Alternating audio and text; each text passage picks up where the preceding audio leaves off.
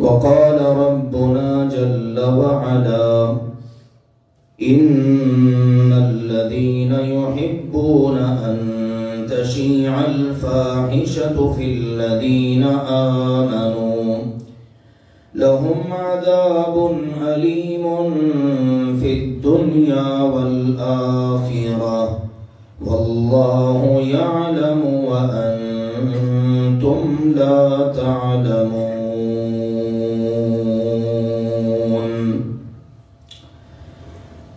اللہ ذوالجلال والاکرام نے ارشاد فرمایا ان الذين يحبون ان تشيع الفاحشة في الذين آمنوا، یقیناً وہ لوگ جو ایمان والوں میں بے حیائی کا پھیلنا پسند کرتے ہیں، لہم عذاب علیم فی الدنیا والآخرہ، ان کے لیے دنیا اور آخرت میں دردناک عذاب ہے، واللہ یعلم وانتم لا تعلمون، اور اللہ تعالی سب جانتا ہے تم کچھ نہیں جانتے۔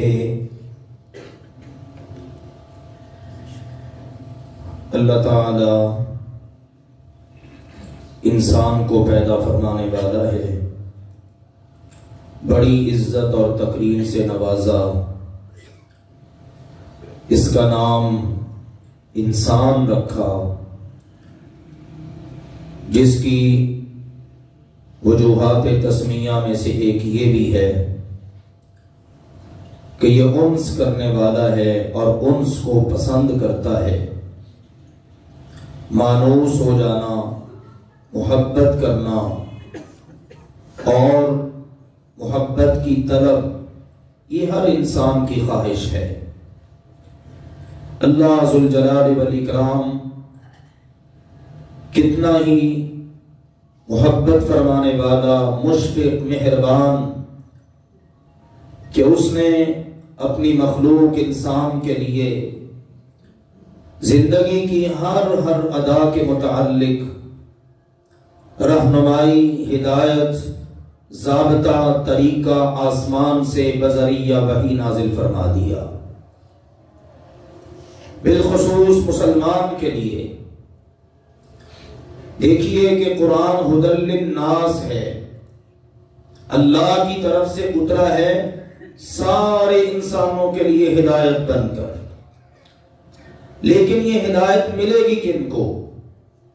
ہم پڑھتے ہیں قرآن پاک میں ھدی للمتقین، یہ قرآن پرہیزگاروں کے لیے، ایمان والوں کے لیے رحمت ہے، ہدایت ہے۔ کئی جگہوں پر اس بات کا تذکرہ۔ اسی طرح اللہ ذوالجلال والاکرام نے ہر انسان کے لیے ادب آداب نازل کیے۔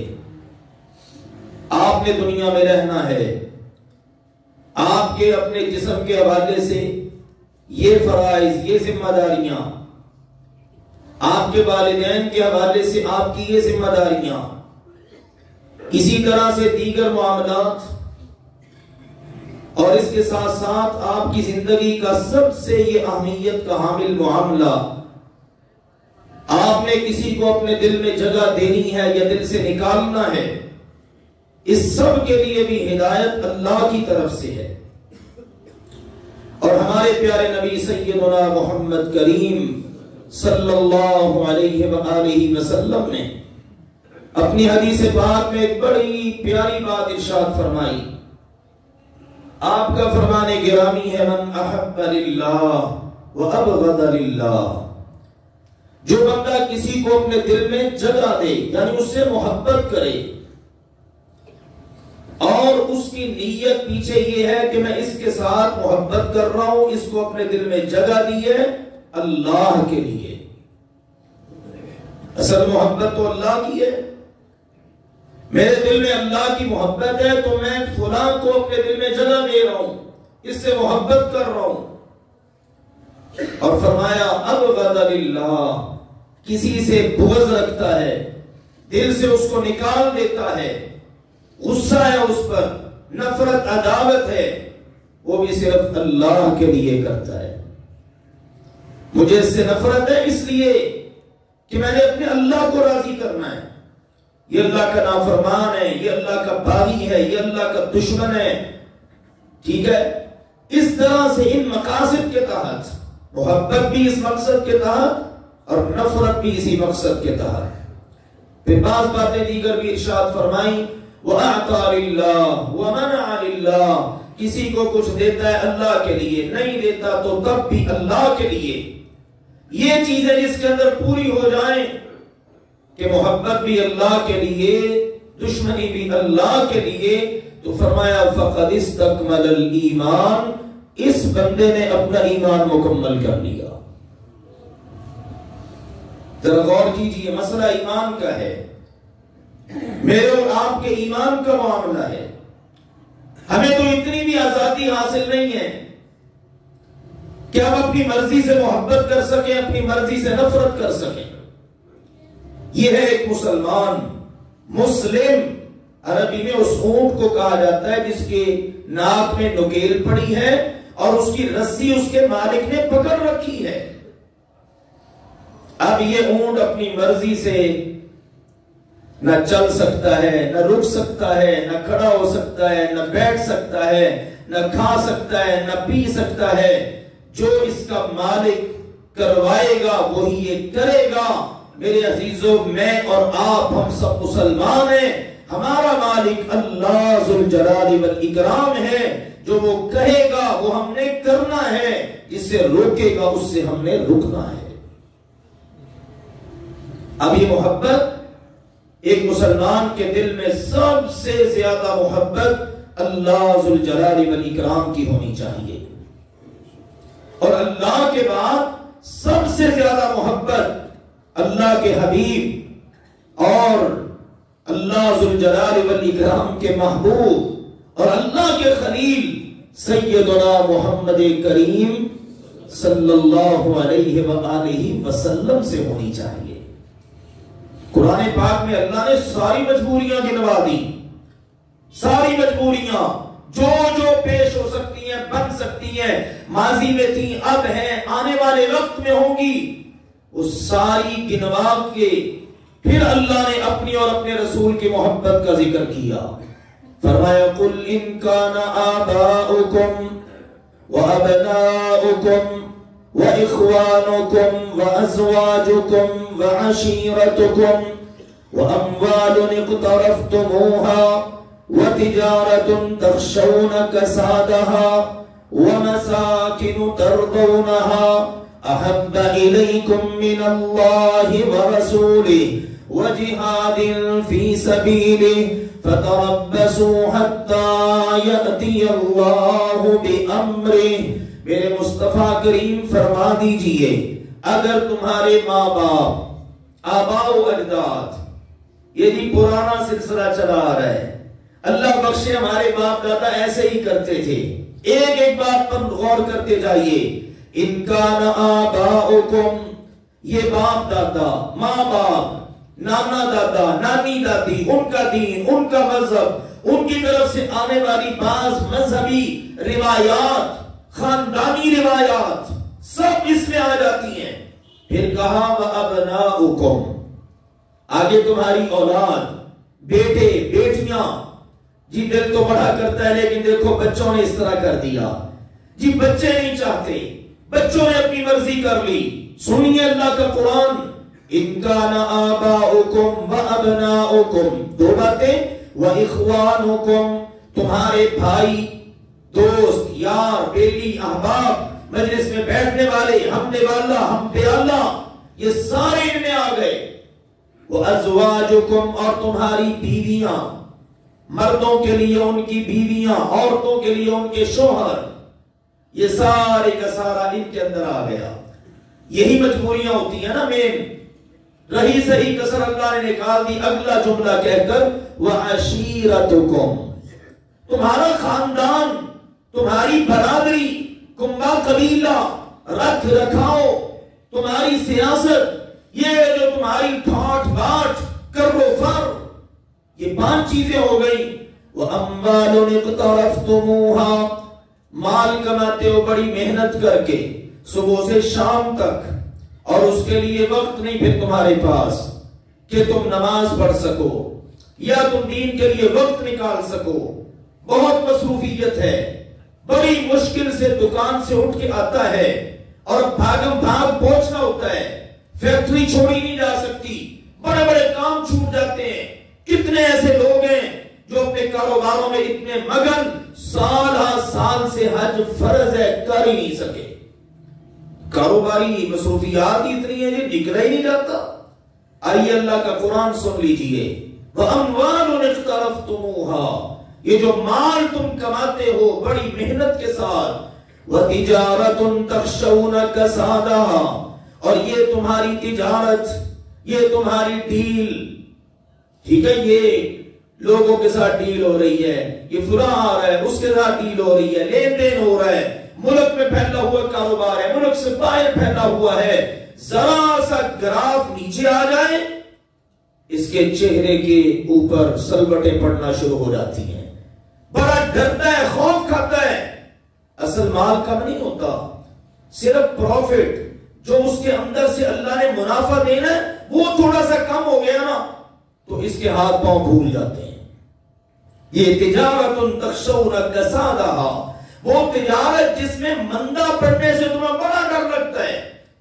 وَمَسَاكِنُ تَرْضَوْنَهَا، بڑا عالی شان گھر بنایا، بڑا عالی شان تم نے جناب محل بنایا، بڑی عالی شان تمہاری دکان ہے، پلازا ہے، یہ تمہارے مسکن، تمہاری رہائش گاہیں جن میں دل لگا کے بیٹھ گئے ہو، بڑا ان کو تم پسند کرتے ہو. یہ 8 چیزیں میرے عزیزوں ذکر کر کے اب اگلی بات کیا کہی؟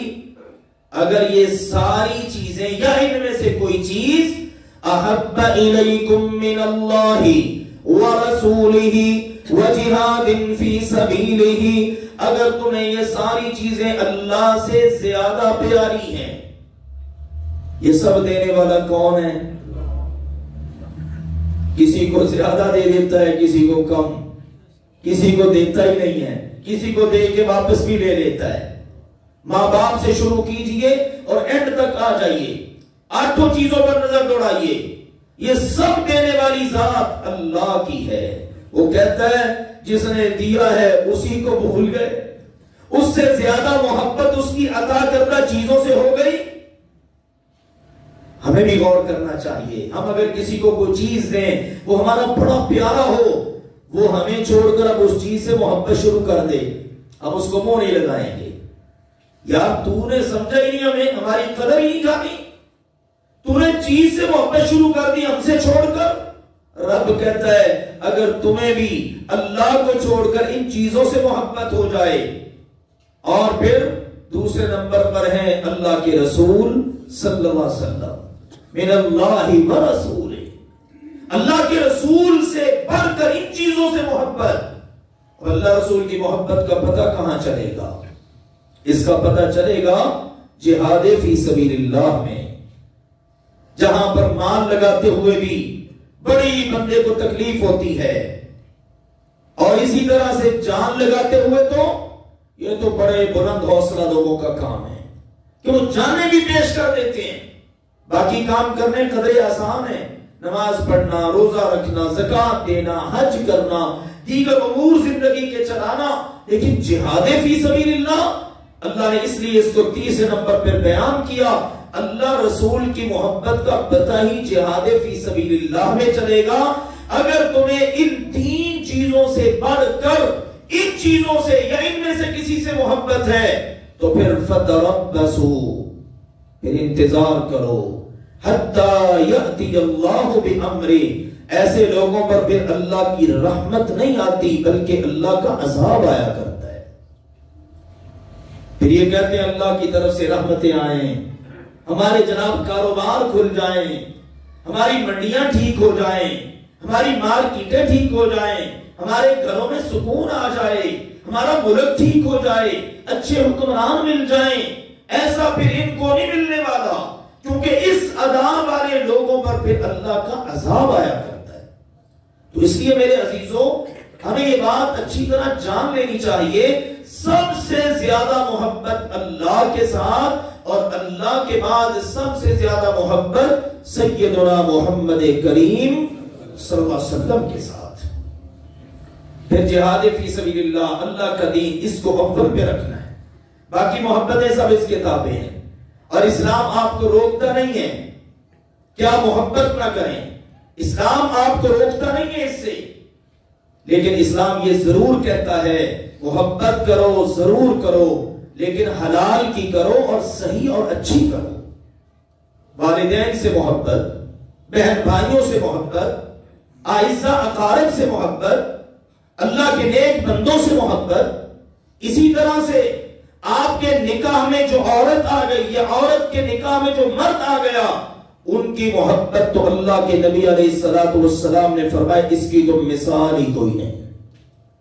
فرمایا لم نر للمتحابین مثل النکاح، نکاح کے بندھن میں بند کر جو مرد عورت آپس میں محبت کرتے ہیں، آپ نے فرمایا اس کی مثال ہمیں نظر ہی نہیں آتی. کہاں کا مرد ہوتا ہے، کہاں کی عورت ہوتی ہے.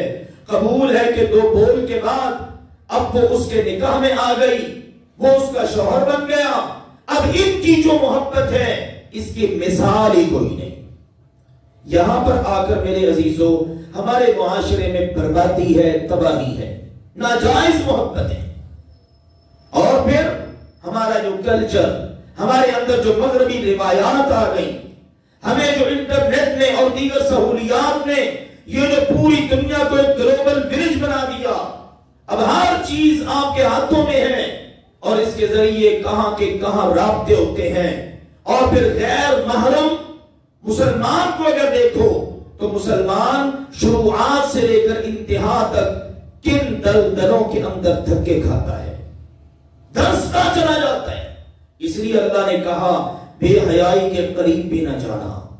مسلمان سے مخاطب ہے اللہ، کافروں سے نہیں، نہ یہود سے، نہ نصارہ سے، نہ ہندوؤں سے، نہ دیگر غیر مسلموں سے، ایمان والوں سے بات ہے. اور فرمایا نبی اکرم صلی اللہ علیہ وسلم نے الحیاء من الایمان، ایمان کا جو ایک اہم نقطہ ہے وہ ہے حیا، شرم. ایک بار میں سیدنا سعد رضی اللہ تعالی عنہ وہ حاضر خدمت ہوئے اور اللہ کے نبی علیہ السلام سے کہنے لگے میں چونکہ چودھری آدمی ہوں، بڑا آدمی ہوں، یہ ایک معاشرہ ہے، روایات ہیں، آپ نے ہمیں بڑی غیرت مندی سکھائی ہے، اب میں اتنا زیادہ غیرت مند ہوں اگر مجھے اپنی بیوی کے ساتھ کوئی بندہ کھڑا ہوا نظر آ جائے نا تو میں قتل کر ڈالوں. آپ نے پوچھا میرے صحابہ دیکھتے ہو سعد کی غیرت، سنی ہے تم نے سعد کی غیرت؟ جی بالکل.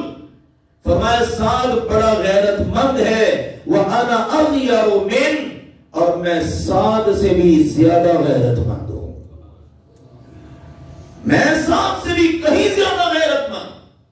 اسی لیے آپ نے اپنی بیویوں کو، اپنی بیٹیوں کو، مسلمان خواتین کو، اپنی صحابیات کو جو تربیت دی ہے، دنیا میں کوئی مذہب کو تربیت پیش نہیں کر سکتا. یہیں پہ بس نہیں، آپ نے اگلا جملہ فرمایا فَاللَّهُ أَغْيَرُ مِنِّي، اور لوگوں اللہ تعالی مجھ سے بھی زیادہ غیرت والا ہے.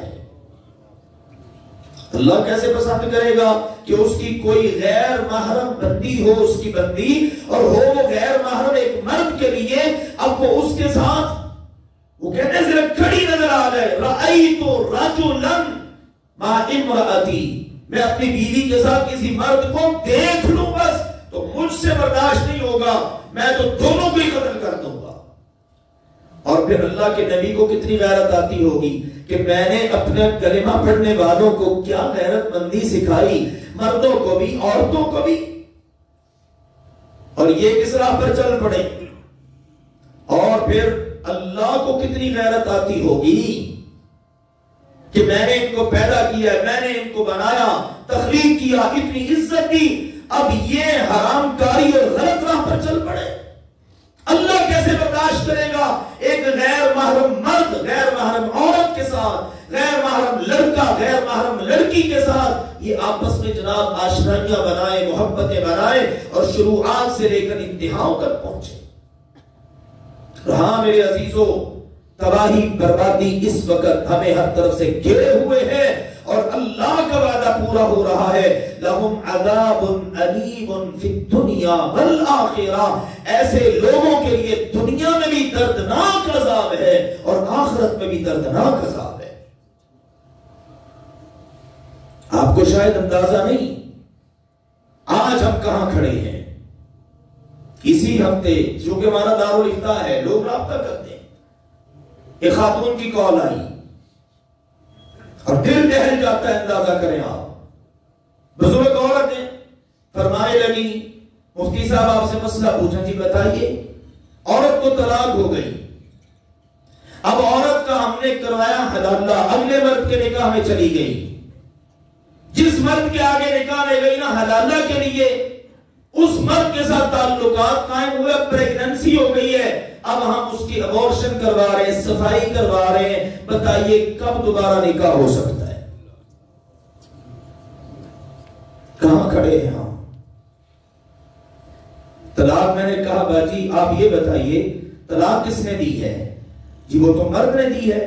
میں کہ مرد نے طلاق دی ہے، بھگت بیچاری عورت رہی ہے، پہلے وہ کسی اور مرد کے نکاح میں، اب حلالے کے لیے اب اور مرد کے بستر پر اور اس کے نکاح میں، اب وہاں سے اس کو ہو گیا حمل، اب اس کی صفائی ستھرائی ہو رہی ہے، اگلی اذیت۔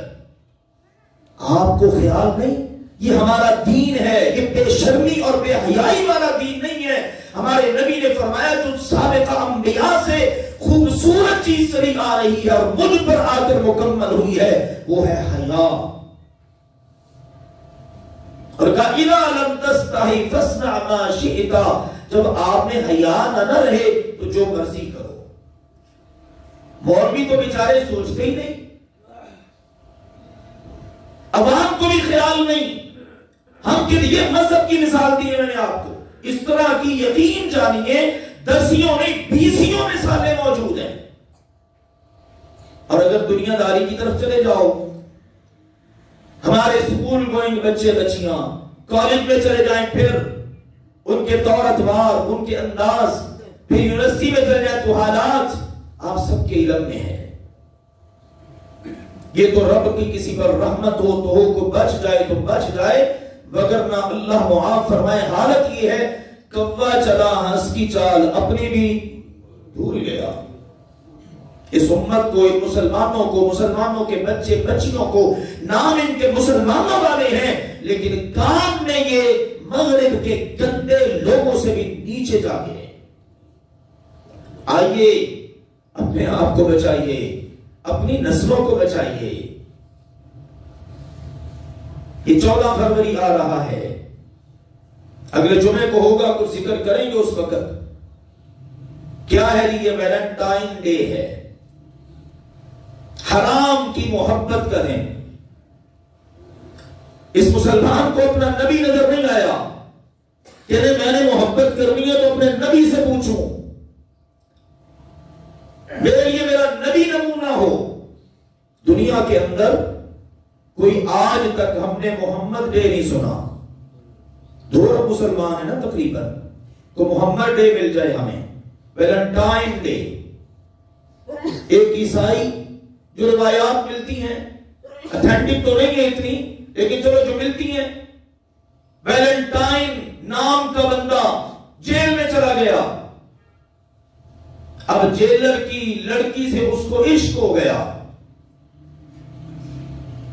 اس کو سزا ہوئی، اس نے اس کو آخری لیٹر لکھا جو ہمارے یہاں چلتے ہیں، روایات ہیں، محبت کا خط، لو لیٹر، اور اس کے اندر اس نے اظہار کیا، اس کو پھانسی ہوئی۔ لوگ اس کی روایت زندہ کرتے ہوئے لوگوں نے یہ دن منانا شروع کر دیا اور پہنچتا پہنچتا آج ہمارے ہاں پہنچ گیا۔ اور آپ کو علم ہے نا، ہماری ہی پاکستان کی یونیورسٹیوں میں لڑکا لڑکی کو اس دن پھول پیش کرتا ہے۔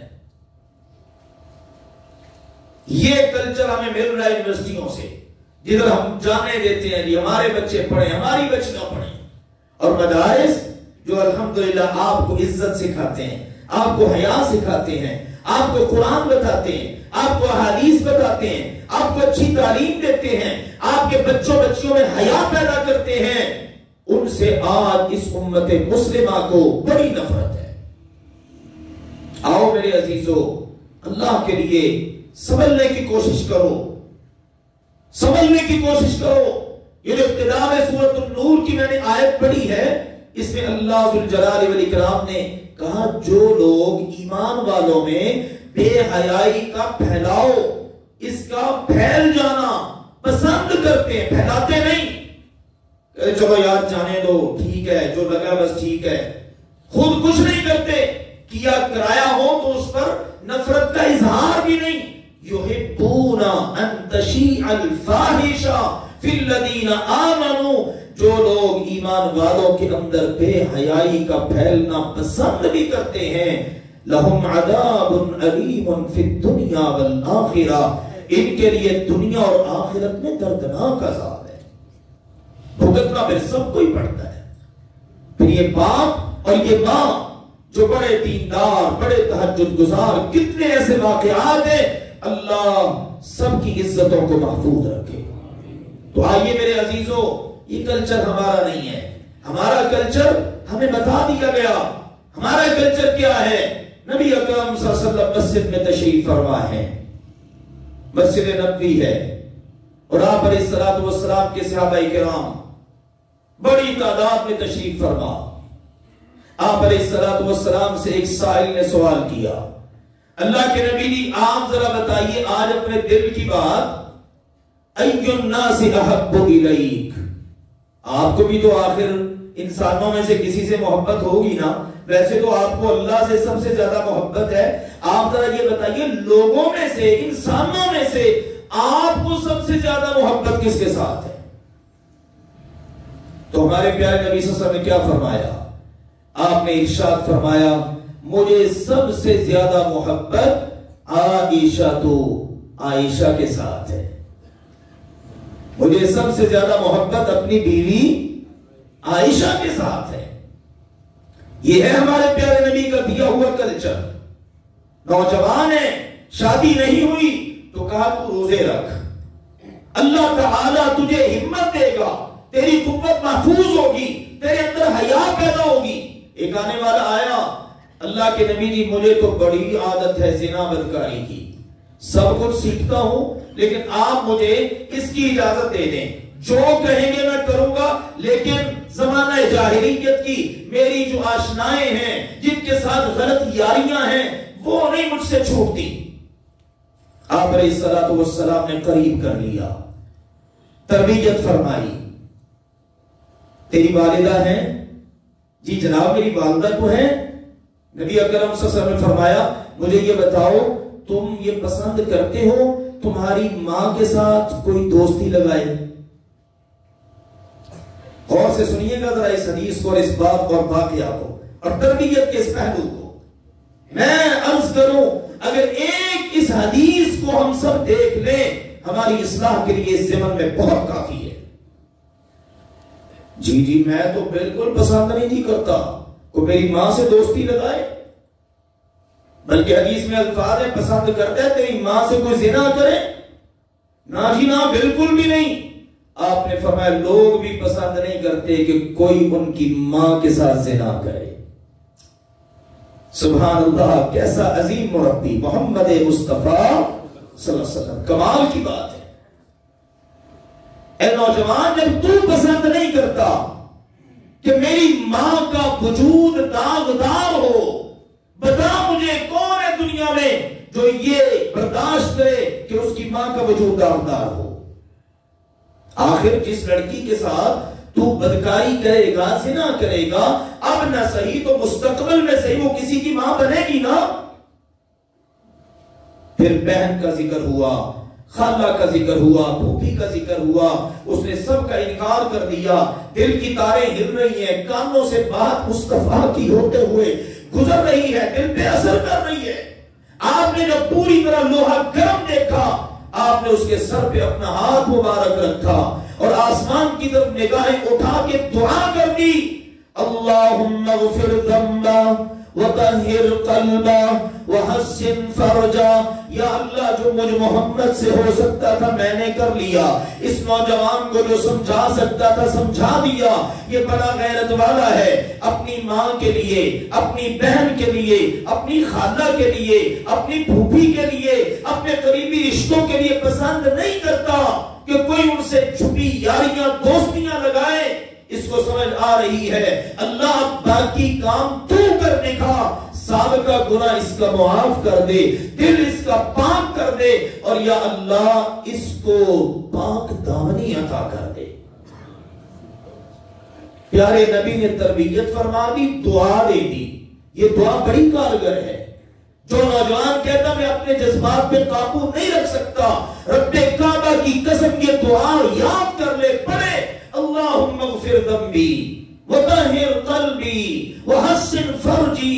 میرے اللہ تیرے مصطفیٰ نے ایک نوجوان کو یہ دعا دی, میں بھی تیرے نبی کی امت کا ایک نوجوان ہوں, دعا کرتا ہوں اللہ میرا گناہ معاف کر دے, اللہ میرے دل کو پاک کر دے, اللہ مجھے پاک دامنی دے دے. اللہ کے نبی علیہ السلام نے جب یہ کیا تو اس کے بعد اس نوجوان کی بات یہ ہے, اس کی ادا پھر یہ ہے, اس کا کہنا یہ ہے, اس کے بعد زندگی میں کبھی زنا اور بدکاری کا خیال تک پیدا نہیں ہوا. آئیے ہم بھی کوشش کریں, اپنا دامن بچائیں, اپنی اولادوں کی, اپنی نوجوان نسل کی اصلاح میں اپنا کردار ادا کریں. اللہ ذوالجلال والاکرام سمجھنے اور عمل کرنے کی توفیق عطا فرمائے. وآخر دعوانا ان الحمدللہ رب العالمین.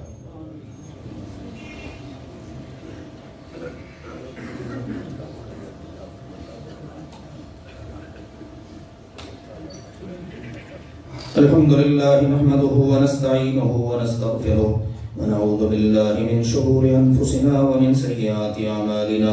من يهده الله فلا مضل له ومن يضلل فلا هادي له. واشهد ان لا اله الا الله وحده لا شريك له واشهد ان محمدا عبده ورسوله. اما بعد.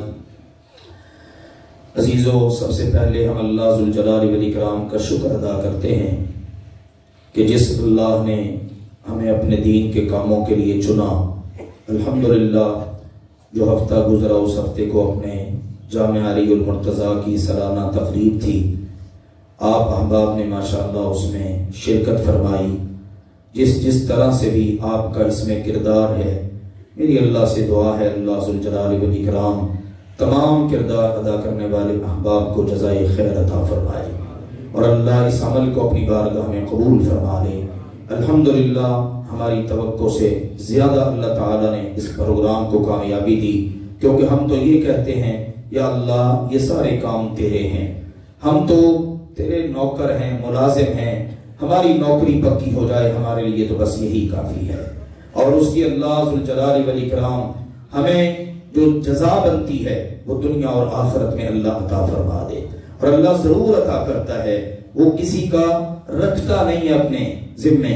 تو بہرحال یہ اللہ تعالیٰ کا فضل و احسان ہے. الحمدللہ. تو یہ تھا ہمارے بچوں کا پروگرام. انشاءاللہ العزیز 15 فروری کو, یعنی ایک تو کل ہفتہ ہے, ایک اس سے اگلا ہفتہ, 15 فروری کو انشاءاللہ ہمارے ادارے کی بچیوں کی تقریب انشاءاللہ ہوگی سالانہ. 15 فروری صبح 9 بجے یہ شروع ہوگی, جس میں انشاءاللہ تعالیٰ اللہ کی توفیق کے ساتھ عظیم جو مذہبی سکالرز ہیں خواتین وہ انشاءاللہ تشریف لائیں گی. اور میری گزارش ہے تمام خواتین سے خود بھی تشریف لائیں, دیگر خواتین کو بھی انشاءاللہ دعوت دیں.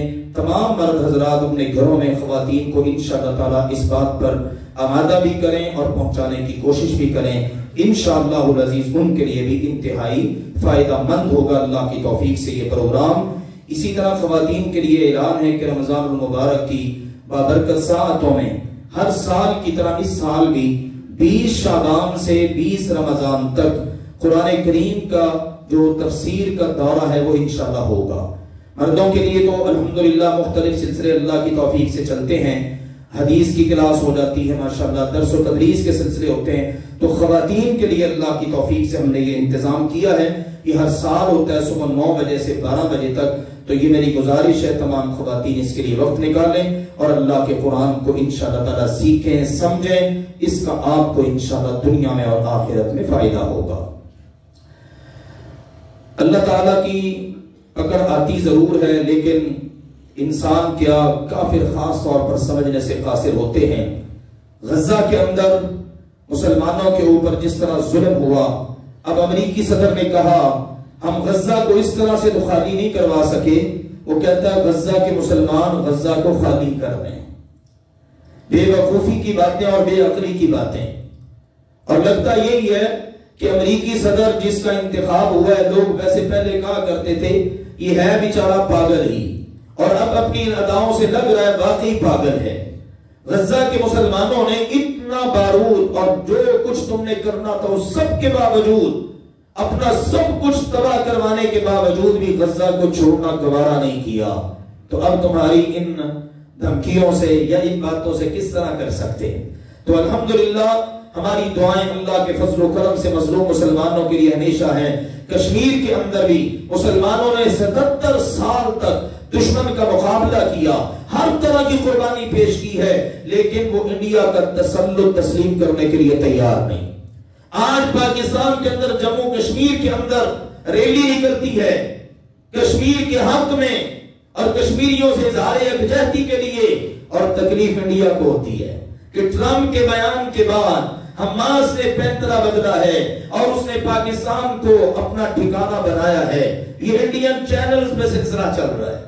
اللہ کے دشمنوں کو کتنی تکلیف ہے، انشاءاللہ اللہ اس تکلیف میں اور اضافہ کرے گا۔ اللہ ذوالجلال والاکرام ان ظالموں کو ضرور نیست و نابود کرے گا۔ یہ غزہ کے مسلمان، یہ کشمیر کے مسلمان، جہاں جہاں بھی مسلمان مظلوم ہیں، میرے عزیزو اپنی دعاؤں میں ان کو یاد رکھیے۔ ہمارا یہ فرض بنتا ہے ہم ان کے لیے دعائیں کریں۔ انہوں نے پوری امت کا مقدمہ لڑا ہے اور لڑ رہے ہیں۔ اللہ تعالیٰ جہاں جہاں بھی مسلمان مظلوم ہیں، اللہ ان کی مدد فرمائے اور اللہ اپنی جناب سے ان کے مددگار کھڑے فرمائے۔ آخری گزارش ہے میرے عزیزو، اللہ کی توفیق کے ساتھ آپ کے علم میں ہے، الحمدللہ ہمارے اس مرکز کی طرف سے بعض مساجد اور مدارس ان کے بنانے کا سلسلہ اور اسی طرح ان کو چلانے کا سلسلہ یہ جاری و ساری ہے اللہ کی توفیق کے ساتھ۔ ہمارے ادارے کے استاذ محترم ہیں قاری وقاص رحمانی صاحب، گجو متہ میں انہوں نے گرین کیپ سوسائٹی ہے، اللہ نے وہاں انہیں جگہ عطا کی، ماشاءاللہ انہوں نے وہاں پر اللہ کی توفیق سے مسجد اور مدرسے کا سارا مکمل کر لیا ہے۔ ہم سے جو ہو سکا ابتدائی مراحل سے لے کر الحمدللہ ابتدائی محفل میں بھی ہم ان کے گئے جب انہوں نے افتتاح کیا، اور آج اللہ کے فضل و کرم سے وہاں پر نیکی کے سلسلے کی شروعات کا وقت قریب ہے۔ 21 فروری کا جو جمعہ ہے، 21 فروری کا وہ افتتاحی جمعہ ہے، تو انشاءاللہ ہم سب نے وہ جمعہ وہاں جا کے ادا کرنا ہے۔ لگتا تھوڑا نہیں دل کرتا؟ اللہ کے بندو یہ پہلا جمعہ ہم پڑھیں گے، پہلا سجدہ ہمارا ہوگا، پھر قیامت تک جتنے سجدے ہوں گے نا ثواب ملتا ہی رہے گا۔ اس لیے اپنے لیے تو کم از کم کنجوسی نہ کریں۔ تو انشاءاللہ جو میرے بھائی پہنچ سکتے ہیں انہوں نے ضرور پہنچنا ہے۔